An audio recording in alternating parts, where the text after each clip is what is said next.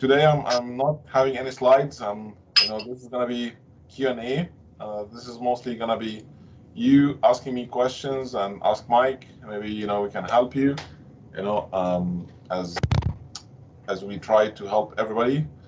So again, this community is built to help everybody find the job they love, and we already helped more than hundreds of people in the past few years, and we're hoping to help more than 1,000 in this year. It's a tough target, but we are open to this challenge. If you can help us getting more people to join this community, that will be always a good thing to do. So we have a YouTube channel for the previous recording. You can visit those recordings and get the benefit of some of the great nuggets about how to do your resume, how to optimize your LinkedIn, how to speak in interviews, how to do networking, how to do the job search in general. So again, a bit of background about myself. I'm an immigrant. I started, I came to Canada 2014. I struggled to find a job in the IT, although my profile was high. Before I came to Canada, I was with Cisco, I was with Nokia. I did program management, and with a great extension of experience. But when I came here, I found out that there's lots of learnings, lots of things that I need to do on my end to be ready to go back to the market. So I took the challenge, and I worked on myself, and I started to reach out to people to mentor me, to help me, and use each and every resource that I could find to learn. And accordingly, I started to build my own methodology to help others find a job. So that's what I'm hoping to help you by attending this call and helping others as well.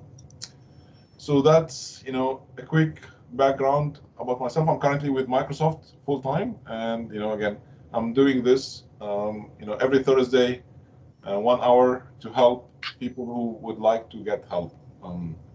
So I'm gonna now stop about speaking about myself, and now I'm gonna let you ask us some questions, and myself and Mike will do our best to answer you. I'm gonna be sharing my screen and go through some of the tips and show you something that you could benefit from. So if you would like, Anas, maybe you can ask me the question that you asked me before so that I can answer it now and help you. So my question was that the best way to get noticed or to essentially get hired is to have interaction with people. So my question was, how do I interact with people? Like, how do I start talking with people instead of just sending resumes out and being one of hundreds? How do I talk to people one-to-one and get them to know me better? Awesome. So that's a good question. And to start with, you need to have a profile in LinkedIn. So you can see this is my profile. I have 6,500 followers, more than 6,000 connections. I'm very active on LinkedIn. I speak with people. I try to help others, and others help me too. So your first resource or first place to find people is LinkedIn. And what you could do is, let's start maybe with your profile. What is the profile that you're looking for? My profile, you mean? Yes, the role that you're looking for. Oh, let's say embedded software.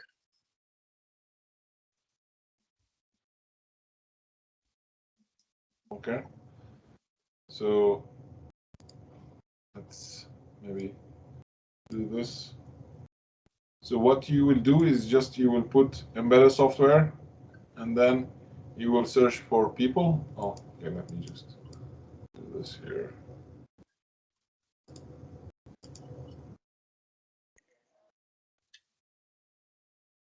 Okay, let's maybe go back.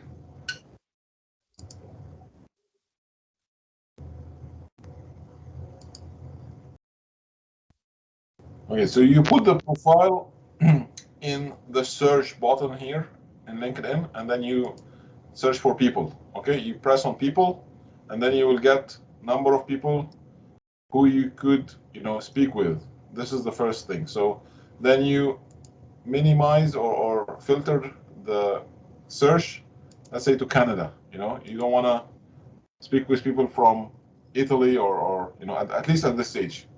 So let's say maybe you want to speak with Mark. Okay, so you open Mark's profile, and he's software developer at iSight. You just check his profile. He went to Ottawa U, similar to you. So you see, this is just one common thing that you could drive some discussions with Mark. And he's been there for 1 year and 10 months, almost 2 years. So he's mostly fresh like yourself. He could be willing to help. So what you would do is you would go to connect with Mark, and you add a note, and you tell him, "Hi, Mark.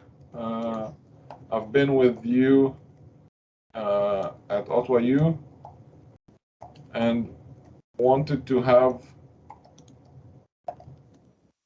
10 minutes to discuss your profile that is very interesting." Okay. So again, this is a way for you to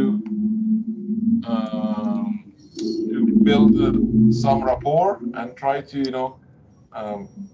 give that person some credit about his profile, about what he's doing, and also find a common ground between you and that person. Is that clear so far, Anas? Yeah. Yeah. So once you connect with that person, I'm gonna just stop on this one. You start preparing yourself, asking what is called informational interview questions. So if you go to LinkedIn Learning, there is a course called informational interview, or you can find just on YouTube.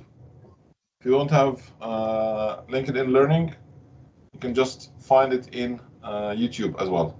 So if you see here, this is 49 minutes course that will help you what questions you should ask in that 10 minutes, because again, you have one chance. If that person, agree to speak to you, you should be prepared.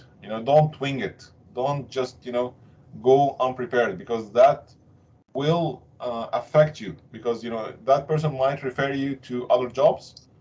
And if you come prepared, that means you're professional, you're committed, you're really serious. But if you go there, you don't have any real questions, you're not prepared, you don't know what you want to ask, that's not good, so that will eat up your reputation as well. So that's the first thing. You've got to stand out more than the other people being interviewed. Absolutely. Make yourself unique on what look at the profile of the person conducting the interview and find out if they have any hobbies or anything else, or as you say, if they went to Auto University, what course did they take, who's their prof, he might still be there. If you can build a connection, it kind of breaks the ice, and then you're more relaxed during the interview. But yes, he said absolutely be prepared. Yeah, for sure. And that's just an informational interview to gather information. But it could open for you an opportunity to, find a job. So that person could tell you, oh, well, we're really hiring maybe in the next few weeks. So, just send me your resume. I could maybe send it to the hiring manager. He could, give you a chance. Also on your resume, make sure you highlight some of the big projects that you've worked on. Really stress them, and if you've been a teacher's assistant or something, identify that. Sometimes, new grads or people that are graduating are, they work as a teacher's assistant while they're, taking the course. It all adds value. It really all adds value. And always let them know that you like to tinker. that you like when you go home at night, you don't sit and play, Xbox. That you're actually, no, seriously, that you actually tinker, and and you do things, and yes, it adds value. It really does. Yeah. Yeah, for sure. So does that help so far, Anas? Is it clear for you what you need to do? Yeah, for sure. It's Okay. very useful. Do you have other follow-up questions, or do you want me to, share your resume? Yeah, sure. We can go to the resume. Yeah. Okay. So does anyone else has other questions before I go into Anna's resume and Yes, try to help I them? actually have a question. Yeah, go ahead, Yassine. So you mentioned that sometimes you could give the resume or whatnot, like during informational interview. But how do you like? Let's say I know that it's going good. We like to joke around.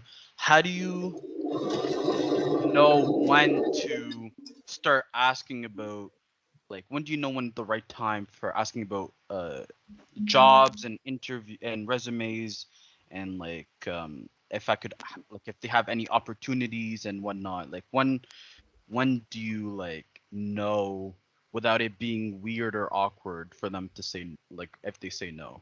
Yeah. So I put this close to dating. When you date a lady, you don't just tell her, I want to go out with you from the first meeting, right? You take Yes. some steps, you speak a little bit, you show some interest, you get into a relationship somehow, you get that mutual trust, and then you ask for a date, right? So it's mostly the same thing. You build that relationship by time. You don't really from the first day, you know take my resume and I want to find a job. That doesn't really work. You don't do this with any person. So it takes time. You build a relationship. You work on it. You try to show interest from your side, and make this a win-win. So if somebody is always asked to help and you're not offering anything, it's a win-lose, right? Mm, But if yes. you're both helping each other, like, you also care about that person, you try to find a way to be of value to that person, then it's a win-win, right? Also do research on the company, see what they're doing, what type of product, how they're doing in the marketplace, so that when you do show up for an interview, that you're prepared and you know exactly what kind of a company it is, and what product they're working on, and what areas they target, and who their clients are, etc. And then it shows that you've done your research, and sometimes, and most times, they would really appreciate that, because it's a lot less time for them to explain the company and everything else. And if they start telling you, you say, yes, I've done my research, yes, I understand that you do this, and it's a unique product, and whatever the case may be, and just show that you've done your homework and research about Okay. them. So Okay, that sounds good. Yeah. Does that answer your question, Yassine? Yes. Yes. Good question. Anything else, anyone? So, when you build a relationship with someone, let's say through LinkedIn, like how long, what are you looking to do, like over time, before you finally start asking about like job opportunities and stuff like that? So again, the first thing is from building a relationship with somebody who's really new to you. This is gonna take more time, right? And that's normal. Somebody who you're meeting for the first time, it's gonna take some time to build that trust. But if that person is, referred to you, or was introduced to you through some common person, like, let's say, for connection. example, this is mutual connections between me and Mark. So if I go to Gabriella, for example, and I ask her, Gabriella, I noticed that me and you are connected to Mark, or Mark. Can you introduce me to Mark? And then, you know, Mark could be more open to speak with me than I'm coming cold to Yeah. Mark. Okay. So again, building the relationship could take time, uh, and it's just again how you become of value to that person too. So it's not about you asking only; it's about also what you can give as well. Would that clear for you, Anas, or do you want me to give more examples? Yeah, that's uh, it, what you're saying is clear, but I also want to see. So, how do I become of value to other people? So you become a value to other people by sharing some ideas, some insights about what you learned. Maybe you learn a bit of development that Mark doesn't know. For example, you maybe Mark doesn't know Java, you know Java, and you could tell him, I've been doing this. Maybe if you want me to show you how you can do this, I could maybe show you around about Java. Maybe again, I'm just picking anything. And again, it's about asking some questions, some good questions that would understand, what's Mark, needs, what's Mark requirements, or what's his, current, situation. So you try to, again, it's like just like dating almost. You try to really get to know the person, get to know his life, his issues, and work on being Friendship. Build a relationship. a relationship or a friendship with Yeah. that person. Yeah. And so he may know, the manager of software development there, and if he's really liked and respected in the company, and if they happen to have a role open, and he'll say, you know what, I've met this guy here. He's very good. He's one of the tops in his class. He's graduating. I've been communicating with him online, and he seems like a very nice guy and ambitious guy, and maybe take a look at him. And sometimes they will hire people out of university instead of someone who's been in the industry for 20 years, because they can teach and mold them. And technology is changing all the time. Instead of trying to teach someone who's been doing the same thing for 20 years or set in their ways, they're probably not apt to learn as ambitious to learn as they are, when they're 22, 23.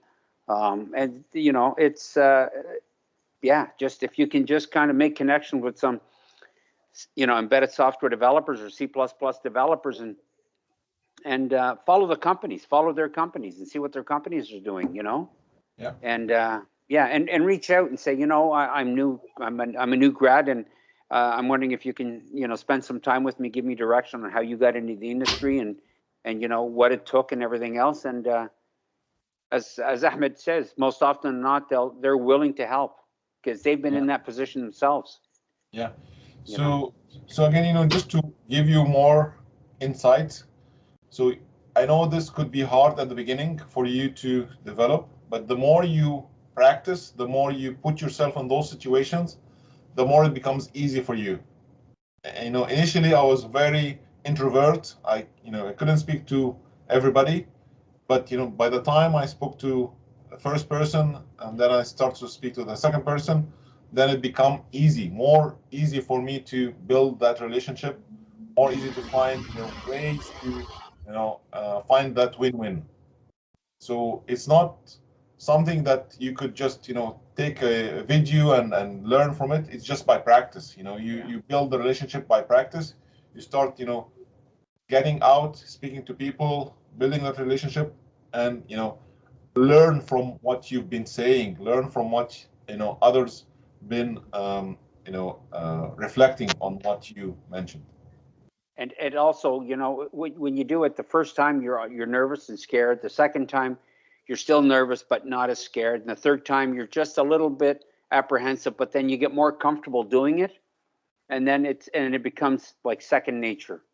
It's you've got nothing to fear. You're only, you're out there to gain, and you pick up from different, meeting different people or being interviewed multiple times, you pick up on how to, to act in the interview and how to react to questions and how to deal with, like, unfortunately now it's not face to face, it's Teams or it's WebEx that you're doing it. So you don't really get to see the body react, the body movement and actions of people conducting the interview. But the more you do it, the better you become at it. Yeah. So. Do you play sports, Anas? I do a bit of martial arts. Okay. So if you remember the first time you been into martial arts, were you comfortable? Yeah, I understand. Yeah, so whenever you do something new, it's very strange, right? But then once you practice, it becomes second nature, right? Exactly. So it's just like, like sports and practice. Whenever the more you do, the more you become, proficient. The more you become, easygoing, and you be able to, do those tricks, and you know what to answer, how to answer, and how to take the discussion in the direction that you want as well. Okay, that's all good. Any follow-up questions here? Again, this is for you, so feel free to ask questions. We're here to help you. Hey, Ahmed, can I take a question? Yeah, go ahead, Marcy. Okay. Yes. So let's say that I'm trying to make a connection, let's say it's a cold approach, and I'm seeing on my LinkedIn network, nobody else is connected to that person I'm trying to connect to. What is the best strategy to reach out to that person and, make ourselves, to be noticed? So can you, try to rephrase it or maybe explain more what exactly you're trying to do and why you want to do it? No, okay, yeah. I'm trying to connect to a person, Okay. like a cold approach, right? Okay. Cool. And it's not going through, I'm not grabbing her or his attention, right? Okay. And I'm checking on my LinkedIn network, and nobody else is connected to the person I'm trying to connect to. Okay. Okay, so I have no one to refer me to that person. Okay. Okay, so what is the best strategy for me to be noticed by that person? Okay, so again, sometimes people are not active. Like, if you check Mark here, he's not active in LinkedIn. Yeah. You see, he's not really posting anything for the last 90 days. So maybe he's done his profile, and then he's not really using it anymore. He's more maybe on Instagram, more on maybe Snapchat or other social media. So you don't need to get yourself stuck with one person. There is millions of people in LinkedIn that you could reach out to.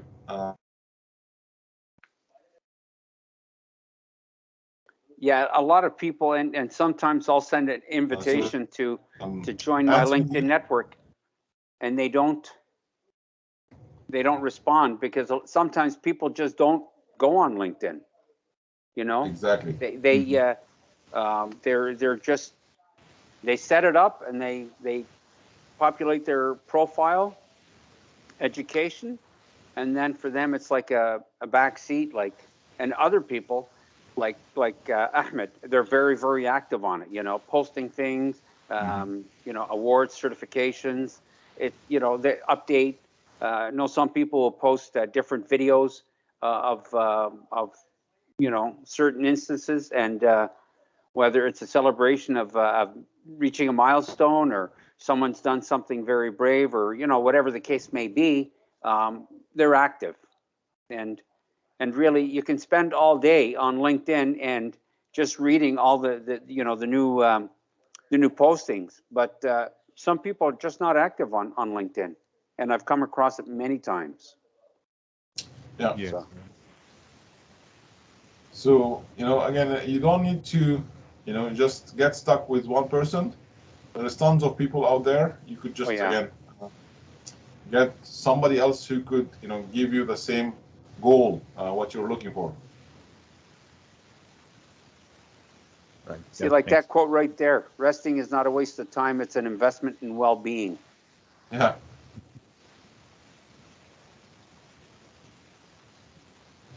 Okay, so any other follow-up question? Did that answer you, Mauricio? Yeah, sure does. Thanks. Yeah.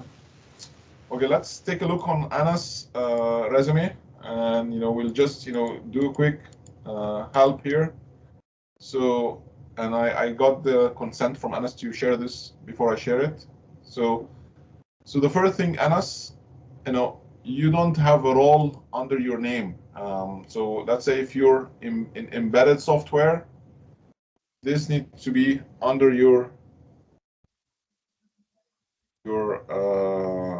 name, so that people know that you are What your skill set is.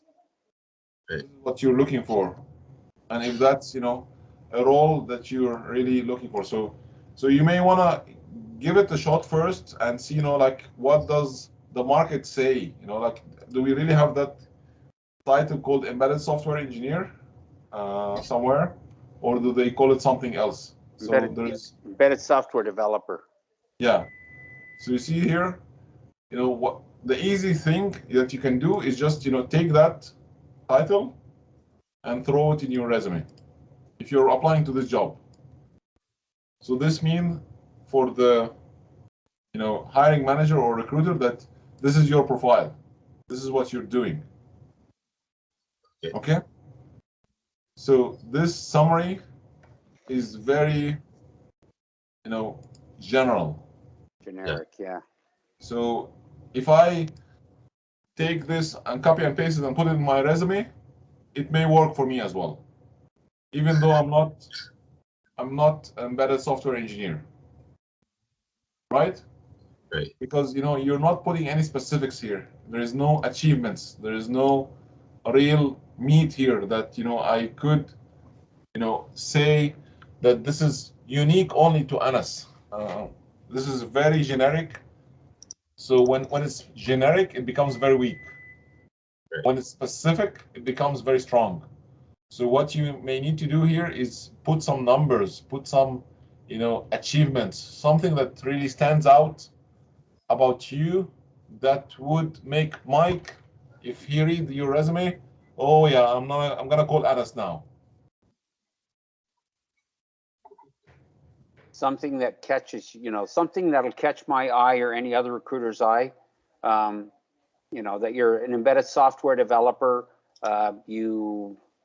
It's tough because you're new, starting out, fresh. So what your strengths are, what you like doing, if you like to tinker with problems and identify problems and whatever, and resolve them. A team player, but work well individually.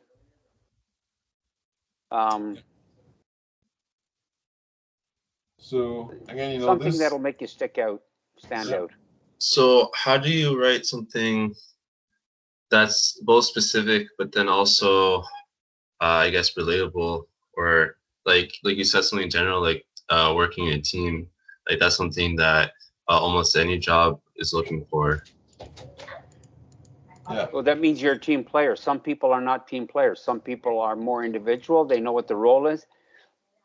They will go and do, they'll be part of a team, but then they'll go out on their own and really not interact with colleagues.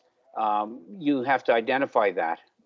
And also make sure that if you've worked on any big projects, name the projects that you've worked on, what you actually contributed to the project, if you were part of a team. And they'll ask you that. Like you have did you volunteer for anything? Did you? Well, I have a bit of job experience. Mental waste management worker. So you need to put this on the other way around. So you start with the most near. In chronological order, yeah. Oh, okay. So the most recent. because when I start to read this June 2017, it seems like you didn't work after August 2017, which is not true. Yeah. So you start with the most recent, and then you go down. So another thing that you see there is that I have, let's say, mental waste management. That has nothing to do with IT, but I put it there just to show that I didn't do nothing since 2019. So is that a good or bad thing? Well, it shows that you're ambitious, you're working, you've got to pay for your tuition and, like whatever it is, your room and board, whatever the case may be. You know, people have to start somewhere, So again, it depends on the position. If the position wants you to maybe do some multiple hats, that might be good. If this position, this will not add any value to the position that you are applying for, it's better not to put it. So with Minto, did you do any IT related work, or it was just No. Okay. So again, I would maybe leave it because you're fresh and you just want to show that you've been hard worker for some time. But if a company needs somebody who's really been spending that time in their field, some folks they do this in their field, even if it's volunteering, even if it's a small period, but it's in the field. So you graduated April 2020, right? No, I haven't graduated yet. That's just when like COVID kicked in, and I haven't really studied since. Okay. So this is not a graduation year, right? Sorry. So you may want to put the graduation year, maybe April 2022, maybe. Okay. 2021. 22. No, he didn't graduate. He's still gonna graduate next year. Oh, okay. Sorry. I have a question. You took a year off? Yeah. Okay. And that's where you work to make some money so you can go back to university? Yeah. Well, I mean, there's nothing wrong with that. So just say that you took a year off so that you can make some money and go back to university. It's like, you didn't have the funds to go for that year, so you had to work. So, and then you went back, which is great. Yeah. To be completed. And one more thing, you don't need to put this now, so nobody needs to know when did you start. Yeah. Yeah. So you can just, delete the September, just keep it to the April. Okay. And, again, don't give more information that would hurt you, because if somebody checks September 2016 and it's, pursuing in April 2022, they might, if they don't really know the story, if they don't know what happened, they might think that you're maybe dropping or maybe failing in the middle. They may not really know your story.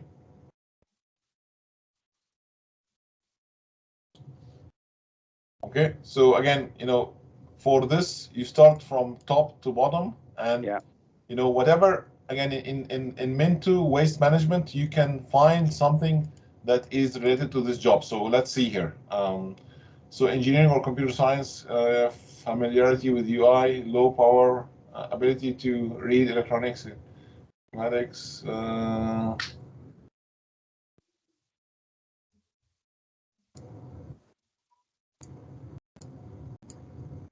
So there is no real. There's he's not going to find anything for that. Yeah. It's you can even take that out if you're going to put that you're graduating. Like you don't put the start of when you actually started university and your projected graduation. You can take that out, but make sure you must have done some big projects when you're at university, right? Some small stuff. Small stuff. Okay. So again, the small stuff could look big, without over committing. but it's just how you present it. How do you speak about yourself? How do you put the numbers? So um, for example, here, edited and upgraded a register map GUI. How many register, for example, to allow CPU? How many CPUs? Configuration to the loaded FPGA design. So if you put some numbers and you show the result, what did this resulted on? So what did the company achieved from your effort here? Oh, okay. So should I say it was for, let's say, testing and demoing? Yeah. So what did they gain? Like, they definitely gained something from your effort, right? It was not wasted, right? Yeah, so they can use that, for example, that Russian map GUI. What they can do with it is that they can go into lab and they can make testing easier with it because they have everything right in front of them. So you developed a program that'll. So were you automating the tests, or you just developed a program that will allow to easier to test or to control. So you can overwrite registers that you can write into, like read and write, and those registers, once there's something inside of it, will be automatically, because it's hardware, right? So those values will continue through, and you can see, let's say, if you're looking at the outputs, you'll start to see changes as the program is reading those outputs. So you see, this is something that is not written here. So right. Unless you speak about it, nobody will know it. Yeah. So again, you may want to spend some more time in your resume and get it, more of achievements, and you can always go to LinkedIn Learning, and get into some of the courses that is related to resume. So there is a course here about resume writing that could help you from start to finish, so that you can really get this to done easily. And it will show you step by step. If I show you here, there will be some exercises, some templates, some material that you could see here. Exercise files, the glossary. There's templates, and there is other things that you could benefit from here from the LinkedIn. And you have access to LinkedIn Learning either through Otwa or through the public library if you have the card. Okay. And your resume is your story. It's how you got to where you are now. So as a student, it's not like you just walked in, you read some books, you wrote the exam and you walked out. No, you were developing programs. You were developing, software to run the hardware. So, I mean, if you can identify what you've developed and how you developed it, and what was the purpose of it, what was the end result of your development, and identify that in there, that's the key. You got to tell a story on how you got from point A to point B. And that's what really catches their eye. Yeah. So just to give you an overview of high level of the steps to find a job. So your first thing is your resume. And the resume job is to get you a phone call. So you need to put some effort in your resume so that it creates that interest that hiring managers or HR or recruiters could find something interesting to give you that call. Once they give you that call, then it's your communication skills, it's your soft skills. How are you gonna build that relationship? How are you gonna make benefit of that phone call so that maybe you get the job, or maybe you stay in their database so that they can get you another job maybe in future. So let's say Mike call you for a job, and then he find out that this does not match, but he likes you. He find that you're a good person, you're transparent, you have great potential, you have some experience that other, employers could benefit. So what Mike will do in that case, he will put you in the database as an active, and maybe he will speak to company X or company Y, and they will tell him, oh, do you need an embedded software engineer? I have a good person that I could refer to you. Okay. So again, your resume is your first step. Your second step is your LinkedIn profile. Without the LinkedIn profile, you're not visible. You're not there. It's just like your eShop. If people don't see you in LinkedIn, then you're not there almost. So you need to be there so that people can find you. And one more thing for your resume, also you need to put your LinkedIn profile here. Okay. Because you don't need to make them spend an effort to find you, because they just click on it and you automatically go to it. Yeah, because maybe if I search for you now on LinkedIn, maybe I cannot find you. So, or maybe find somebody else with the same name. There may be 10 people with the same name. Right. Okay. So you see, there's two people, one in Morocco, and that's you, I think. Is that you? Yeah. Okay. So I found you, but again, some people may not found you. And you're not very active. You have 146 connections, and you don't post. You're not there in LinkedIn. So you need to be more active on LinkedIn. Okay. Farm boy, also maybe you need to remove it because it's not matching your profile. You need to make it easy for people to say, yes, this guy is really doing what he should do. Okay. But if you're all over the place, then this guy is distracted. Maybe he's not focused. Okay. Okay. So again, the first step is your resume. The second step is your LinkedIn. The third step is your interviewing skills, your soft skills, your communication skills. How do you show up? How do you speak? How do you come in camera? How do you really, build that rapport and relationship? So those things all need practice and a lot of work. Mike, go ahead, Mike. No, it's just that, yeah, you're absolutely right. Be prepared and make sure that you do practice.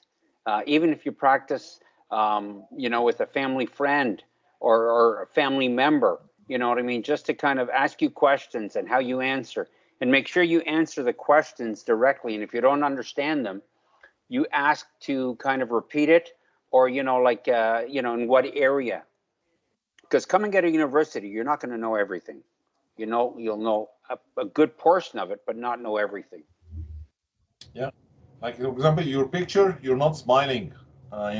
This is not welcoming. You need to be welcoming people to really, connect with you. And it's a little bit dark. The sun was not in your favor here, so you may want to take another picture that would invite people to connect with you, invite people to really know more about you, smiling and looking in a happy way. Okay, so I hope that helps to you. So I'm gonna maybe open up now for Yassine or Mauricio if you have questions. I'm happy to help you all. So go ahead.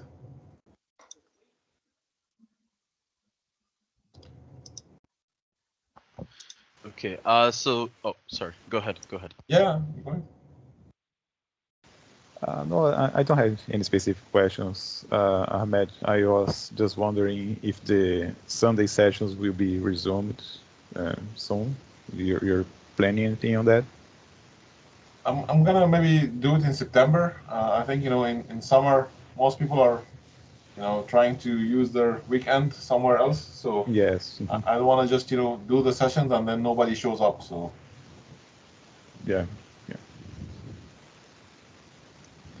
go ahead, Jesse.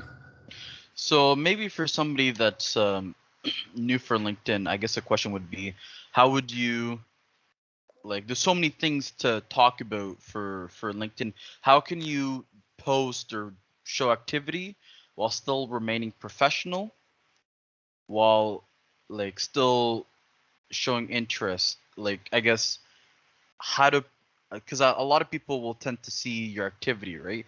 How can you um showcase like your activity to seem more professional? Or sometimes people like to give comments, but I don't know if it's a good idea to always be like to random comments like, oh cool, you know how, because if it's somebody you know, for me at least, that like I'll for sure I'll put some thumbs up, I'll say congratulations, oh that's cool. Yeah. But for a random comment, how would you like, sometimes I just want to say something insightful but I can't find it. How would I perceive to other people or showcase that I'm insightful, even though I don't really have that insight because I'm new to the industry. So again, depending on how do you want to brand yourself, it's just like marketing. You brand yourself. You're the product now, and you want to put yourself out there. And let's take for example, Michaela Alexis.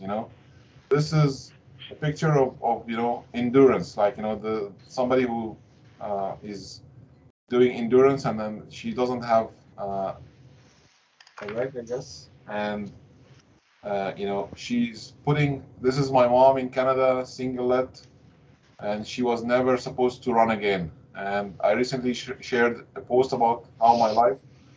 So, this is a very long post. Not everybody will read. Um, but if you know, like Michaela, and we've been happy with her brand before, you may spend some time and read. Okay, so it's not about just commenting and liking and putting things of that matter. It's just about what you want to show up as a brand. You want to show that you're of value. Let's say you want to be a marketing guru or a marketing expert. So you may want to check some companies' way of marketing and comment on that. Maybe say, I learned that this company is doing this one and it's been very successful. They grow their active users to this number of people or maybe leads. And, this is a way that show that you understand marketing and shows and that you can analyze and show that you can, add value to as well. Okay. So again, Or even depending on put some of your own, something that you produce or develop or something, if you want to post it, that may help also, and then you get people's reaction to it. You don't want to give away your trade secrets, so that's the only thing.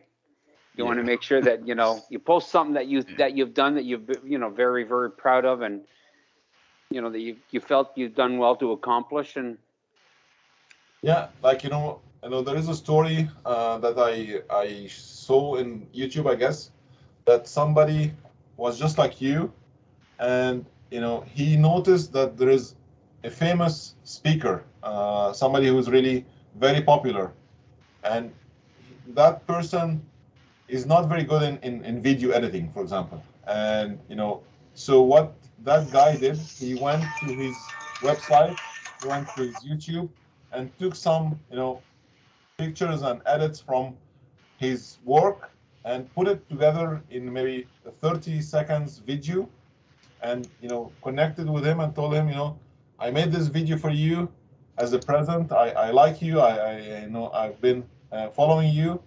And then that person hired him actually to work with him later on. So again, some of those techniques could help you getting hired. Again, it doesn't work with everybody, but there is always some new ways of getting attention. yeah, you got to showcase your talent sometimes. Okay. Yeah, that was amazing. He created a job for himself, right? That's Exactly. right. Yeah. It's true. Yeah. Yeah. Yeah. Amazing, And eh? yeah, and I Wait, want so to is this like a famous video or like? yeah, I think that person was one of the speakers in my Microsoft community, and I think his name is Charlie Hohane. Um, so this guy has a TED talk, and he speaks about how do you work and play and make it fun as well. So Okay. he has a TED talk. He was struggling with his mental health, and he took some prescriptions, and he has a very famous YouTube that he built, and he actually did lots of work, and he's now also helping people finding jobs, and he said that this has happened to one of his folks too. Oh wow. Okay, Yeah. Amazing. that's great. So how did that answer you or help you? Yes. Yes. Yes. Yes. Okay. Do we have any other questions, anyone? Again, I wanna help you, so it's all about you. If you're shy, I cannot do anything about that. So feel free to ask the questions. You will always get answers, and I guide you as much as I can. No? Okay, so let me give you maybe a small tip for you to learn, if you're on the right track or not on the right track. Okay? So it's all about numbers. And most of the folks here use numbers and maybe are engineers. So in your job search, there is few numbers that you need to keep an eye on. Okay? So the first number is how many jobs are you applying for every week? Okay? So that number should be clear for you. If you applied for 10, you need to have those 10 tracked. Okay? So that's the first number. The second number is out of those 10, how many phone calls or job interviews did you get? So if you apply for 10 jobs and you get 0 phone calls or 0 interviews, then there is something wrong with those resumes or those jobs that you're applying for. So that gives you a way to keep updating yourself. Okay? So if you have 10 resumes, 10 jobs applied for, and you get 3 interviews, that's a good sign. That is. So a big success rate, like 30% is a very good success rate. Normally it's 10%. So if you apply for 10, you get maybe 1 job interview. And it's just like sales, the calling for sales, you try for 10 leads and you get 1 customer, maybe 1 convert. So the more you apply, the more you get chances.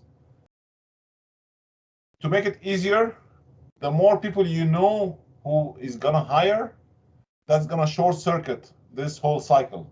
Yeah.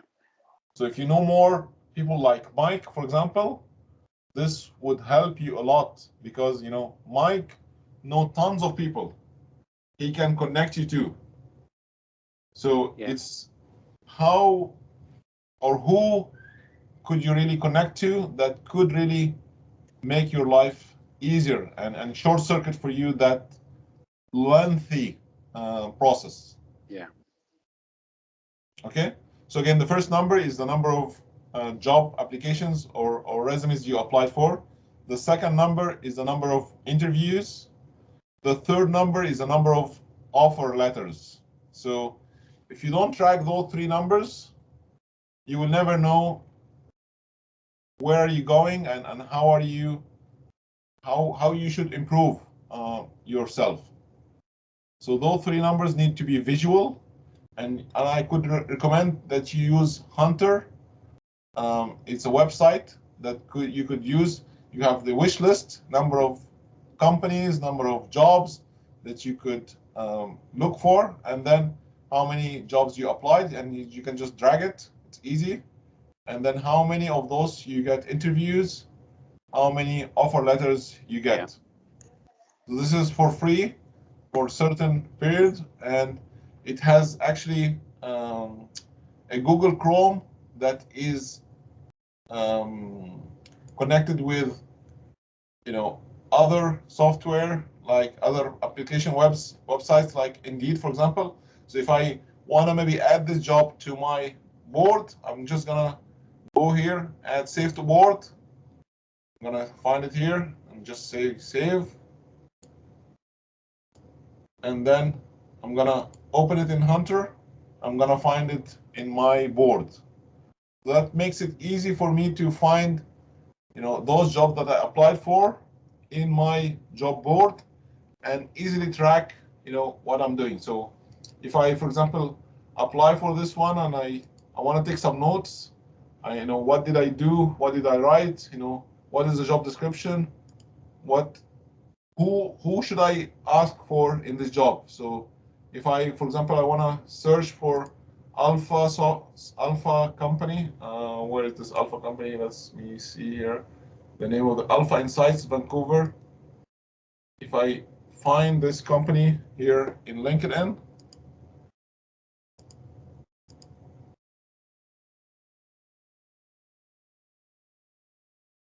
It should be posted there also. yeah, you see, this is the CEO. So if I go to the CEO, and maybe I can speak to that CEO and try to tell him, that I'm very good. I could help you with this job, and he could maybe have some time with you. So again, I follow the company. I go there, I follow, and then I see who's working there, and I try to connect to some of the people. Maybe the CEO will not reply to me, but maybe